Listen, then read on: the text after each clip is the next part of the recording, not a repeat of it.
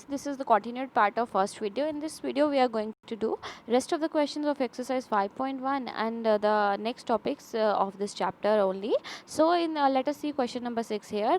In question number 6 here, if AC is equal to BD, then prove that AB is equal to CD. Here you have been given a line segment in which 4 points are given, and you have been given that AC is equal to BD, and you have to prove that AB is equal to CD. Now students, before proving this, firstly you must write here what is given to you. Here it is given to you that AC is equal to BD. Now in the second step you will write what you have to prove. What you have to prove here, you have to prove that AB is equal to CD here. Okay, so now students, let us see. Here AC is the combination of what? AB and BC, and BD is the combination of BC and CD. Okay, now as it is given to you that AC is equal to BD here, so in place of AC you can write AB plus BC, and in case of BD you can write BC plus CD. Now if BC and BC are equal and common here, so BC and BC will be cancelled, so AB is equal to CD. Or we can also say that if BC is equal to BC, then AB is automatically equals to CD here. Now let us move to question number 7.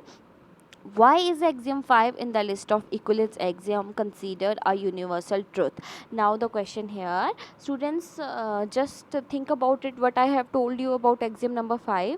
It is here, a note is also given that we are not talking about fifth postulate, we are talking about fifth axiom here. So just when you will think about it, you will remember that we have I have told you about axiom 5 is that the whole is greater than the part.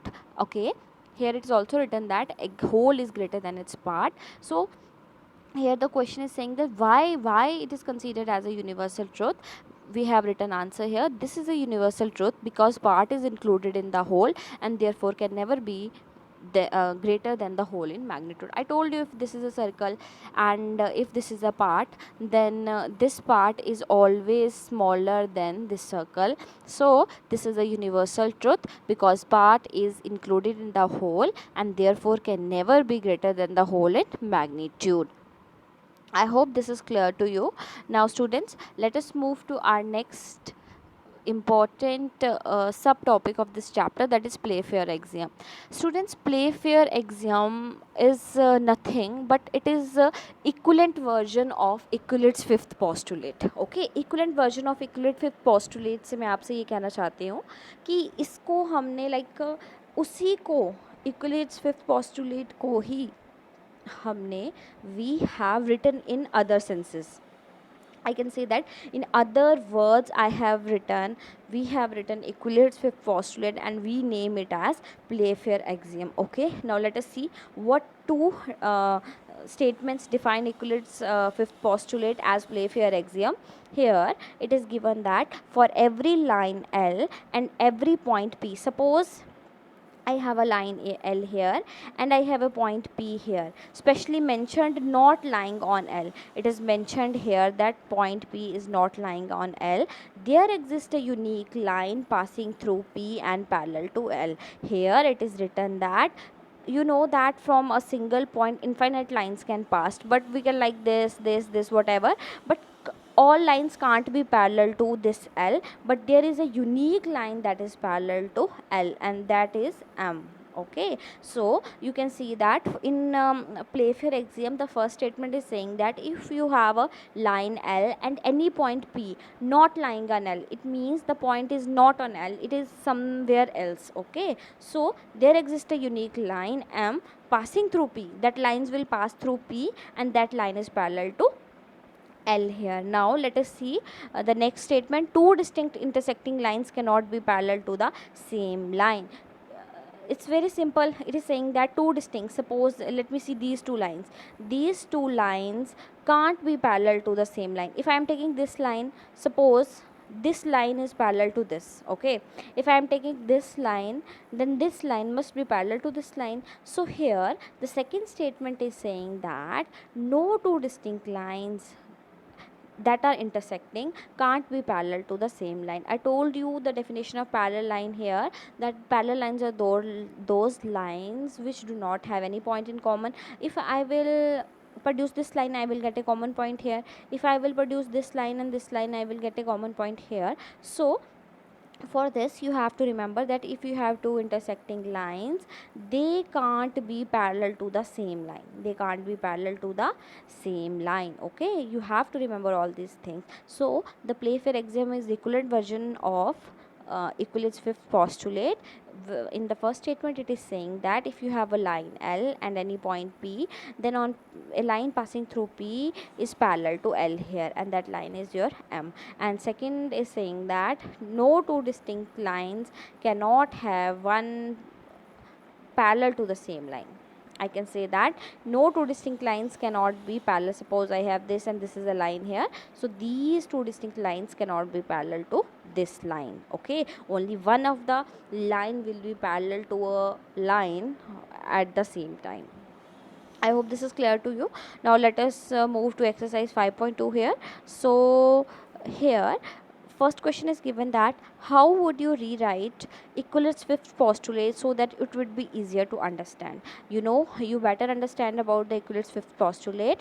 Now here the question is given to you that what you have to do, you have to write down Euclid's fifth postulate in other words so that it would be easier to understand. Okay, so I can write it here as when two lines are cut by a third line. Obviously, when I told you about Euclid's fifth postulate, I told you here are two lines, right? Here are two lines, two straight lines, and one straight line is intersecting them. So I have written two lines are cut by a third line here, such that the sum of interior angles are here. Interior angles is less than 180 degree. And what will be the sum? In place of two right angles, I can write down here 180 degree. Okay, so 180 degree on one side, then first two lines intersect on the same side. I think this is the this definition, or I can say that this wording is easier as in comparison to Euclid's fifth postulate, and but the meaning is same. It is saying that when two lines are cut by a third line and the sum of interior angles on the same side is less than 180, then the two lines will intersect each other. Again I am telling you, like this and like this. So here the sum is less than 180 degree, so these two lines will be intersecting on producing. When I produce these two lines will intersect somewhere. Okay, now let us move to our next question. Does Euclid's fifth postulate imply the existence of parallel lines? Explain. Now you know about the existence, about Euclid's fifth postulate, right? So here the question arises here whether it implies the existence of parallel lines. So I will say yes. Now you just think about it, that whether it is true or not, but yes, it is true. Let me tell you how. Students, you can see that it has told if the sum is less than 180 degree, right? Here it is given like this. Here the sum is less than 180 degree, right? But if the sum is 180 degree, if the sum of two interior angles is 180 degree, then these two lines will be parallel lines.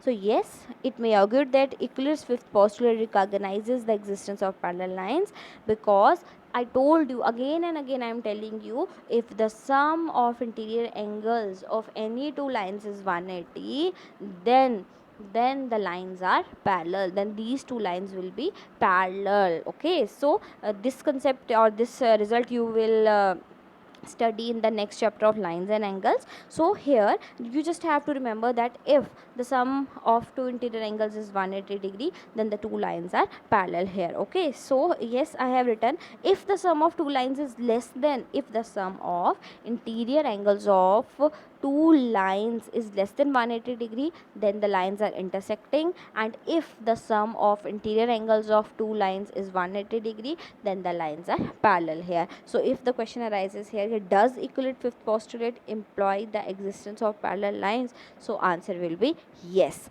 Yes, Euclid's fifth postulate imply the existence of parallel lines here. I hope this is clear to you. If you will come across any problem, you can ask me in the doubt session. Thank you. Read the chapter again, the text, because it is theoretical part, and if I have told you, you can also read through the textbook. And after that, if you will come across any problem, you can ask me in the doubt session wherever it will be possible, or you can WhatsApp me. I will be there for you and I will reply. But please study again and again and watch the video again and again to get your concepts clear. Thank you.